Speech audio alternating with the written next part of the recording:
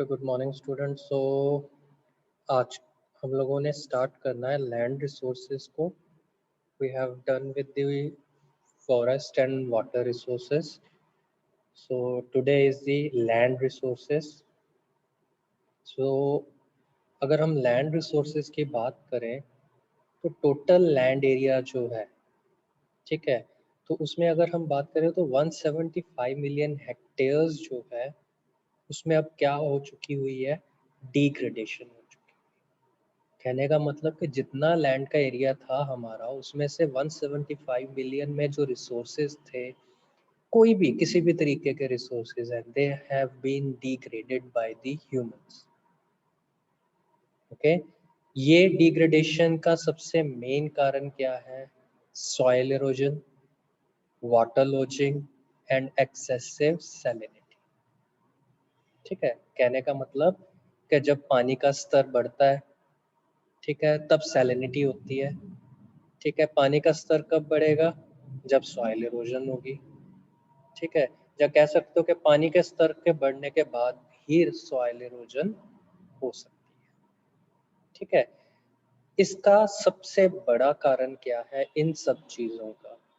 That thing is called deforestation, जंगलों का काटना।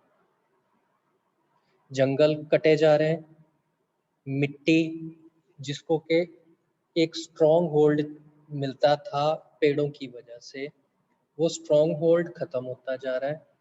स्ट्रॉन्ग होल्ड नहीं है, इसकी वजह से अब क्या हो रहा है कि जो मिट्टी है वो अपनी जगह से छूटे जा रही है। That is called soil erosion. ठीक है, second reason is growing population.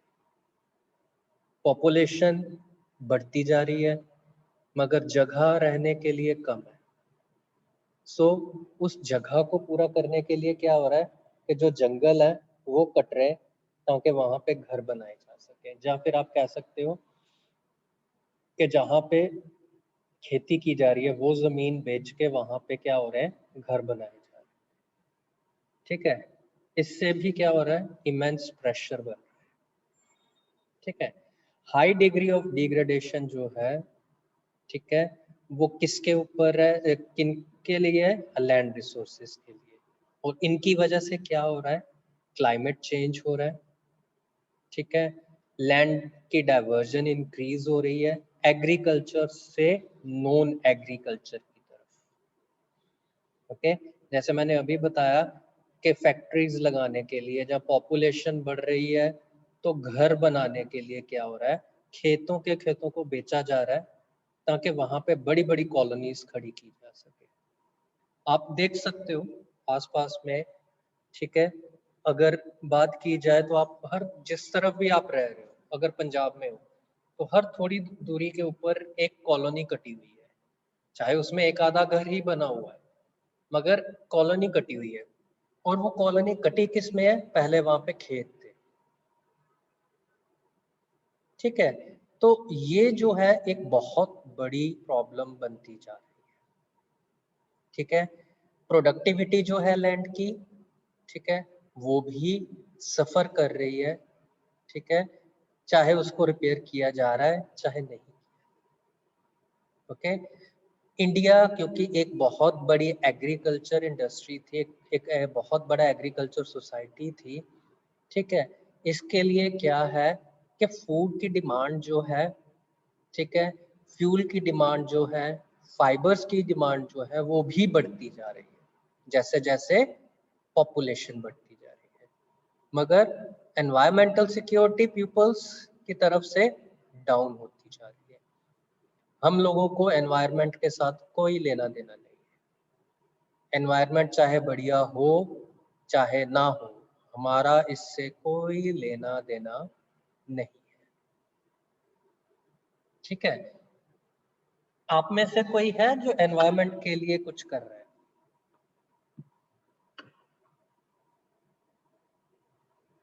Is there anyone who thinks about environment?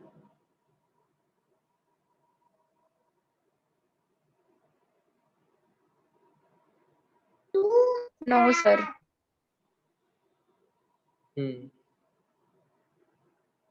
Okay, तो आप में और बाकी दुनिया के जो यंगस्टर्स हैं उनमें बेटा एक ही डिफरेंस है इस टाइम पे अगर मैं बात करूं तो। ग्रेटा थैनबर्ग का नाम सुना है सब लोगों ने? Yes, sir. How old she is?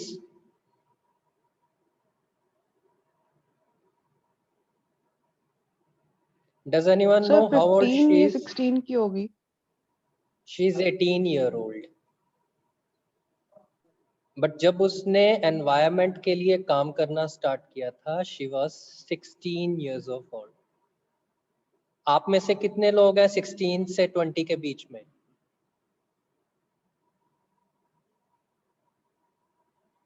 I think सब लोग ही 16 से 20 के बीच में हैं, right? Yes, sir. Yes, sir.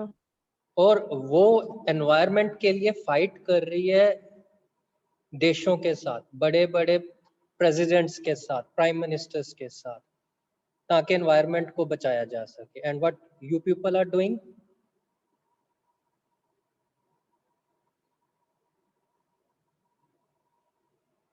You people are not even giving proper determination to attend the classes. Or you people are don't even giving any answers. Or you people don't even think that we can do Sir. research on our own.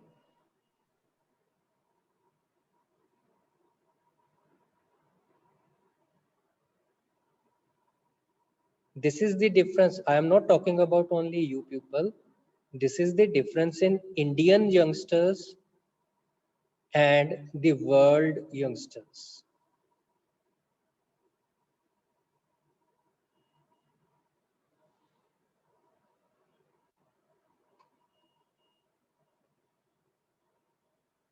Okay, now the problems like we have just discussed, the main problems are soil erosion.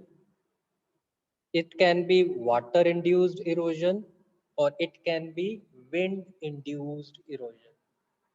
Okay, second is water logging and salinity, and desertification and landslide.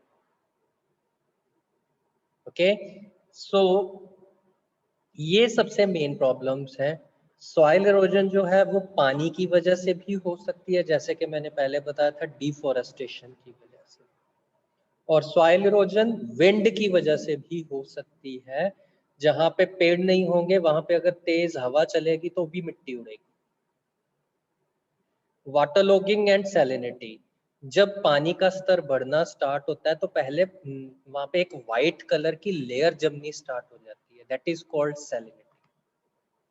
Desertification मतलब जब पानी बिल्कुल खत्म हो जाता है तब वहां पे रेगिस्तान बनना स्टार्ट हो जाता है। एंड लैंडस्लाइड्स जो है आपके पहाड़ हैं, अगर वहां से सारे पेड़ उखाड़ दिए जाएं, ज्यादा बारिश हो जाए तो वहां की मिट्टी गिरनी स्टार्ट हो जाती है, दैट इज लैंड स्लाइड्स।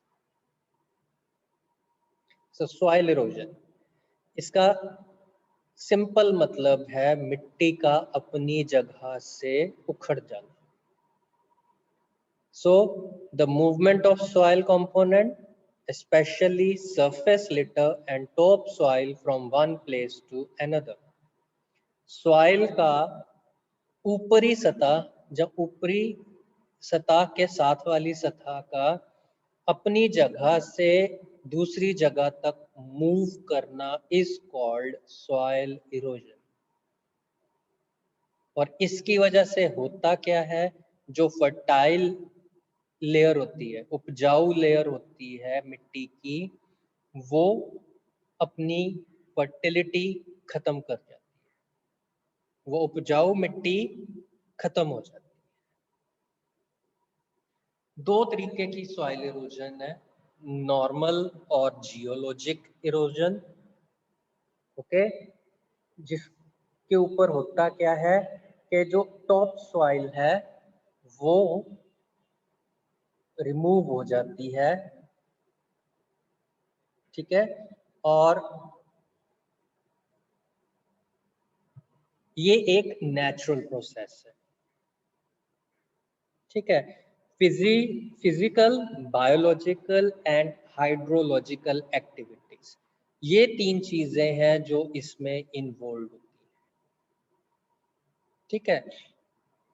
बाहर मिट्टी की सॉरी हवा की वजह से, जब वैसे आपने मिट्टी को इधर से उधर किया, जब बायोलॉजिकली, नेचुरली, उसकी वजह से, या फिर पानी की वजह से, जब ये चीजें मिट्टी इधर से उधर होती है, that is a normal phenomena. इसकी वजह से इतनी ज्यादा इफेक्ट नहीं होती। But the second is accelerated erosion, जिसमें होता क्या है कि जब ज्यादा जो घास खाने वाले पशु हैं वो ज्यादा घास खा जाए, तब भी मिट्टी का जो एक होल्ड है वो कम हो जाता है। दरख्त काट दिए जाएं, पेड़ काट दिए जाएं सॉरी, तब भी। और जब मिट्टी को ज्यादा उसकी जगह से माइनिंग की जाए, निकाला जाए, तब भी ये प्रॉब्लम ज्यादा हो जाती है। तो इसमें 2 मेन फैक्टर्स हैं जो रोल प्ले करते हैं। क्लाइमेटिक एजेंट्स में आता है वाटर एंड विंड, और बायोटिक एजेंट्स में आते हैं ग्रेजिंग, डिफोरेस्टेशन एंड माइनिंग, ठीक है। तो वाटर इंड्यूस्ड सॉइल इरोजन, इसमें क्या क्या होता है, पानी की वजह से होने वाली सॉइल इरोजन। इसमें आती है शीट एरोजन, ठीक है। ऊपर की बहुत पतली लेयर जो है मिट्टी की, उसका थोड़ी सी लेयर से एक बहुत बड़ी लेयर तक का अपनी जगह से निकल जाना, ठीक है। रिल इरोजन, रिल का सिंपल सा मतलब है रेनफॉल की वजह से, ठीक है, फिंगर लाइक प्रोजेक्शंस बन जाना, ठीक है, मिट्टी की जब इरोजन होती है, that is called reel erosion, ठीक है।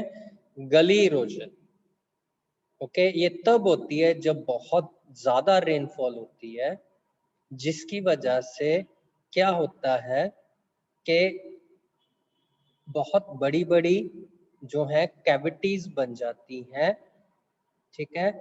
कैसी शेप में, यू या वी की शेप में, ठीक है। स्लिप इरोजन, ये कब होता है, जब बहुत ज्यादा रेनफॉल हो रही है पहाड़ों की स्लोप्स के ऊपर या माउंटेन्स के ऊपर, ठीक है। स्ट्रीम बैंक इरोजन, इसमें क्या है, किसी भी रेनी सीजन में जब फास्ट रनिंग स्ट्रीम्स जो हैं, ठीक है, उसमें कोई टर्न आती है, ठीक है, किसी भी डायरेक्शन में, तो उसमें क्या होता है कि जो सॉइल है वो अपनी होल्ड छुड़वा देती है, उसकी होल्ड छूट जाती है, और वो क्या है, वहां से ब्रेक हो जाती है, ओके। यहां तक सबको समझ आ गया? Okay, next is wind induced soil erosion. तो पानी की वजह से तो जो होने वाली है वो हमने पढ़ ली, मगर हवा की वजह से भी सॉइल इरोजन होती है। तो साल्टेशन इसका पहली थिंग है, ठीक है। कब होती है, जब बहुत तेज हवाएं जो हैं वो चलती हैं, जिसको हम स्टॉर्मी विंड्स कहते हैं, मतलब कि बहुत ज्यादा तूफानी हवाएं, ठीक है। बेटा ये 3A9FA 3C2 काइंडली अपना चेंज कर लीजिए अगर आप कोई स्टूडेंट हैं तो। सो जब तूफानी हवाएं चलती हैं, ठीक है, तो जो मिट्टी के ऊपर की लेयर है, अराउंड 1 to 1.5 मिलीमीटर की लेयर, ठीक है, वो वर्टिकल डायरेक्शन में जो है उड़ना स्टार्ट कर देती है अपनी सरफेस से उठ के, जिसकी वजह से होता क्या है कि वो अपना होल्ड गवा देती है और इरोजन स्टार्ट हो जाती है, ओके। सस्पेंशन, ठीक है।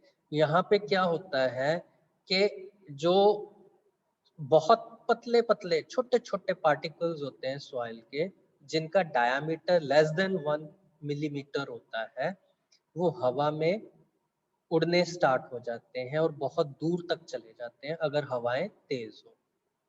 सरफेस क्रीप, यहाँ पे 5 से 10 मिलीमीटर डायमीटर के पार्टिकल्स जो है मिट्टी के, वो हवा के साथ उड़ने स्टार्ट हो जाते हैं जब हवा का बहाव बहुत ही ज्यादा तेज। ठीक है, जैसे कि अब इस 2 महीनों में हवाएं चलती हैं बहुत तेज, तब ये वाली इरोजन्स होती है। तो हम सॉइल इरोजन को रोक कैसे सकते हैं? Okay, conservational till farming, contour farming, terracing, strip cropping, alley cropping and windbreaks और shelter beds। ये कुछ चीजें हैं जिनकी वजह से हम क्या है सॉइल इरोजन रोक सकते हैं। तो कंजर्वेशनल टिल फार्मिंग, टिलेज जो है एक एग्रीकल्चर प्रिपरेशन का तरीका है सॉइल का, जिसमें होता क्या है, मैकेनिकली हम सॉइल को एजिटेट करते हैं अलग अलग तरीकों से, जैसे कि उसको डिग करना, ओवरटर्न करना या स्टिर करना। ओके, नीचे आपको दिखाया गया है ट्रैक्टर के साथ टिलिंग मशीन्स लगी हुई है, जो क्या करती हैं, जो जिसको शोवल्स कह दिया जाता है, जो क्या करते हैं मिट्टी को अलग अलग तरीके से फ्लो कर देते हैं। ठीक है, नेक्स्ट है कॉन्टूर फार्मिंग। कॉन्टूर का मतलब है कि प्लांट्स को हॉरिजॉन्टल रोज में ग्रो करना, किसी स्लोप के ऊपर, पहाड़ों के ऊपर जैसे ग्रो किया जाता है एक स्टेयर नुमा स्ट्रक्चर के रूप में। तो इससे होता क्या है कि मिट्टी का बहाव, जब मिट्टी का इरोजन का प्रोसेस को हम स्लो डाउन कर सकते हैं। टेरेसिंग, इसको कहते हैं टेरेसिंग, जो ज्यादातर नॉर्थ ईस्ट एरियाज में किया जाता है, जैसे कि असम वगैरह में स्टीप स्लोप्स के ऊपर किया जाता है। इससे होता क्या है कि ज्यादा रेनफॉल वाले एरियाज में ये एफिशिएंट होती है कि इसमें मिट्टी की इरोजन को रोका जा सकता है बड़े आराम से। ठीक है, स्ट्रिप क्रॉपिंग, इसमें क्या किया जाता है, अलग अलग स्ट्राइप्स बनाई जाती हैं क्रॉप्स की। ठीक है, जिसमें क्या होता है अलग अलग, हर एक स्ट्राइप में अलग अलग तरीके की फसल होती है। सो ये स्ट्राइप्स करती क्या है, पानी के बहाव को रोक सकती हैं, जिसकी वजह से मिट्टी का बहाव भी ज्यादा रुक सकता है। एले क्रॉपिंग में क्या होता है, ट्रीज जो है उनको लगाया जाता है एक स्पेस छोड़ के, और बीच में क्या लगाया जाता है, बाकी की फसलों। इससे क्या होता है, इनकम भी बढ़ती है और मिट्टी को भी रिटेन किया जा सकता है। ठीक है, शेल्टर बेल्ट और विंड ब्रेक्स, जैसे कि ये है, ये पुराने टाइम में होता था हमारे पंजाब में भी, कि बड़े बड़े खेत होते थे मगर उन सब खेतों के साइड्स पे बड़े बड़े पेड़ लगे होते थे। ठीक है, आजकल कभी देखते हो ऐसे? हम लोगों ने तो देखे हुए हैं, आप लोगों ने देखे हैं कभी ऐसे खेत?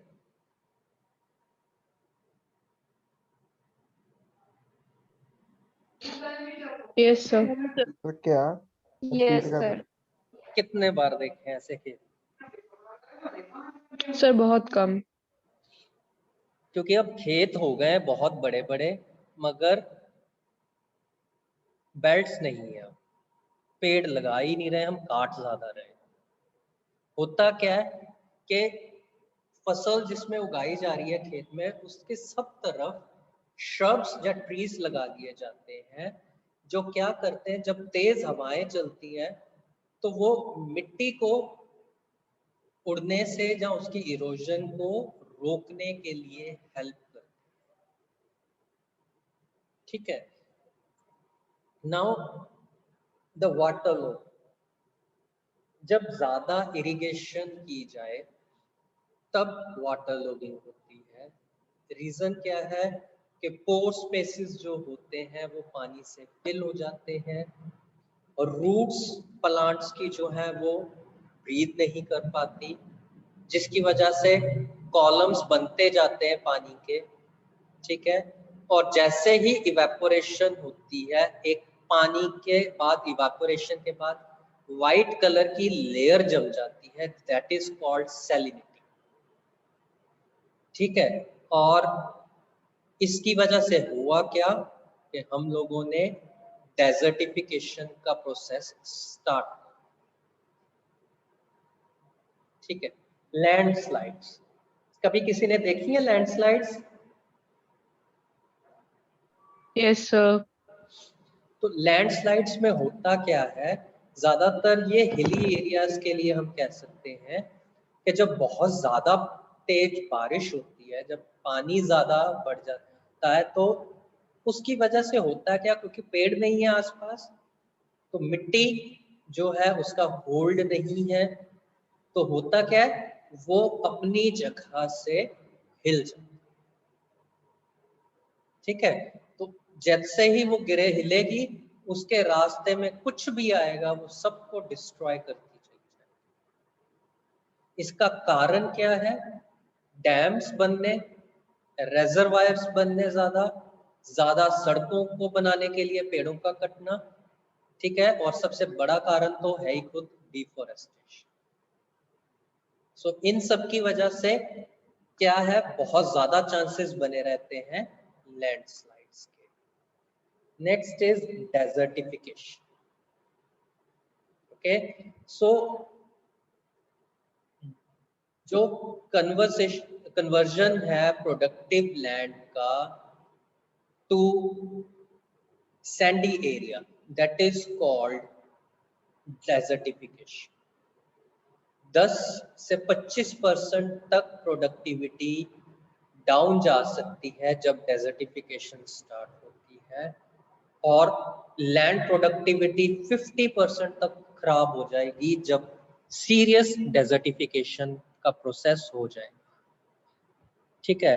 इसमें होता क्या है, जैसे रेगिस्तान में जो सैंड डून्स होते हैं उनमें लाइनें बनी होती है ना, वैसी ही गलीज जो है बननी स्टार्ट हो जाती है मिट्टी के बीच में, ठीक है। जिसकी वजह से क्या होता है, पानी का लेवल कम होना शुरू हो जाता है, सैलिनाइजेशन ज्यादा हो जाती है, और कारण है डिफॉरेस्टेशन, ज्यादा ग्रेजिंग करवाना एनिमल्स की, या mining.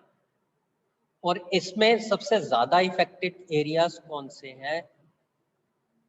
Africa, middle east, western Asia and central and south America, ठीक है। Last is food resource. So food जो है ये एक ऐसी चीज है जिसको कोई भी कंज्यूम करता है न्यूट्रिशन को पूरा करने के लिए अपनी बॉडी का, ओके। तो इसका सबसे मेन सोर्स क्या है?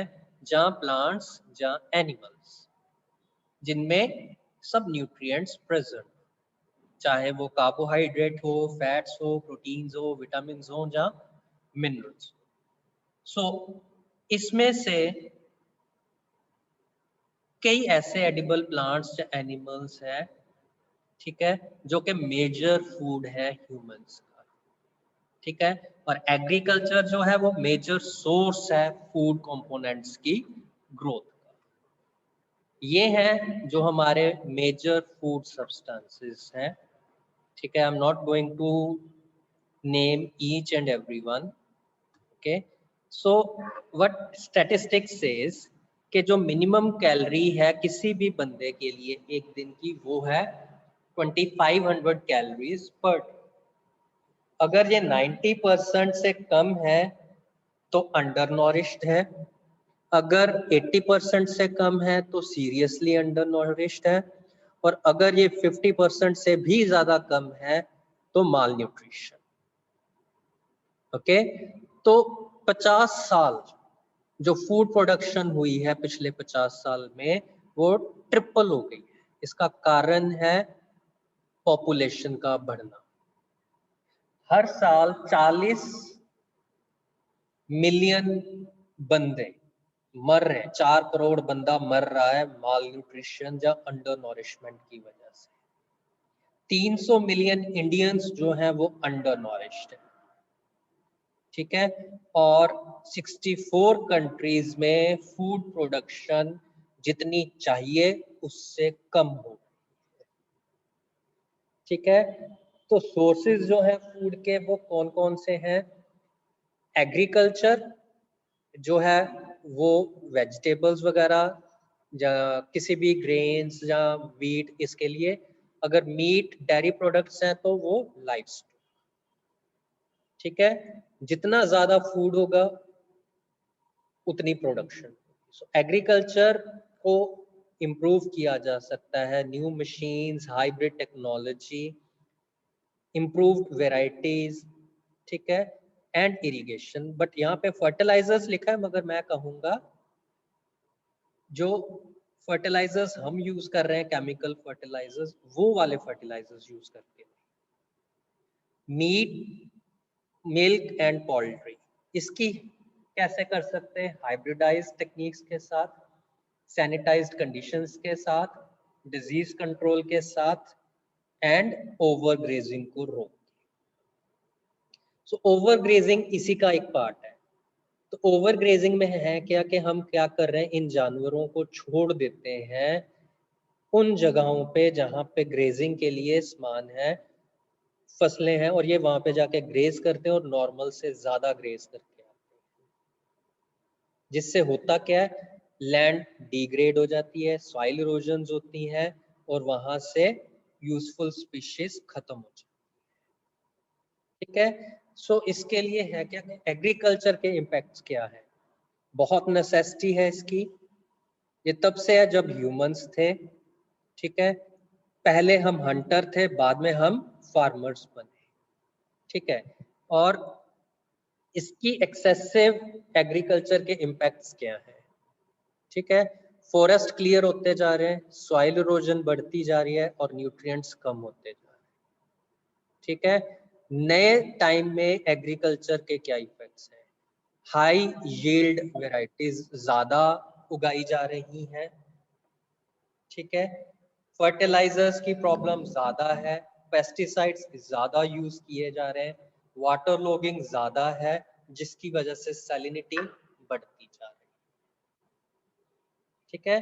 ट्रेडिशनल एग्रीकल्चर जो है उसमें हम कर रहे हैं, ठीक है, मगर डिफोरेस्टेशन हो रही है, क्योंकि हम जो है क्या कर रहे हैं, जिसको पराली कह देते हैं उसको जला देते हैं, जिसकी वजह से क्या हो रहा है, न्यूट्रिएंट्स कम होते जा रहे हैं, और लैंड कम होने की वजह से हम फॉरेस्ट काट रहे हैं ताकि हम एग्रीकल्चर के लिए लैंड और बढ़ा सकें, ठीक है। आज के लिए आई थिंक कितनी लगे स्लाइड्स अभी? काफी।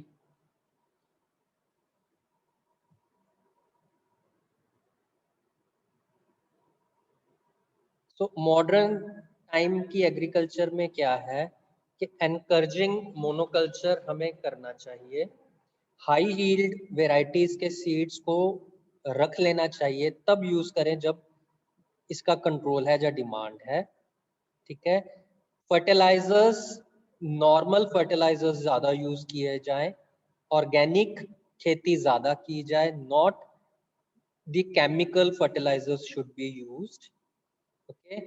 एंड अगर हम ये सब करेंगे तो वाटर लॉगिंग की प्रॉब्लम भी कम हो जाए, ओके। इसका कारण है ओवर इरिगेशन। ओवर इरिगेशन मतलब जैसे गेहूं, उसकी राइस की फसल के लिए ज्यादा पानी लगता है तो वो हो जाती है ओवर इरिगेशन। इसकी वजह से क्या हो जाता है, पानी जो है, जो बेड्स होते हैं, वाटर बेड्स होते हैं सॉइल में, वो फुल हो जाते हैं, और वहां से बाद में जब वो सूखते हैं तो नमक बन जाता है, सैलिनिटी बन जाती है, जो मैंने अभी बताया आप लोगों को। इसके लिए सबसे ज्यादा प्रॉब्लम कहाँ पे आ रही है? Punjab and Haryana, okay. तो इसके साथ हमारा नेचुरल रिसोर्सेस कंप्लीट है। Okay Yes.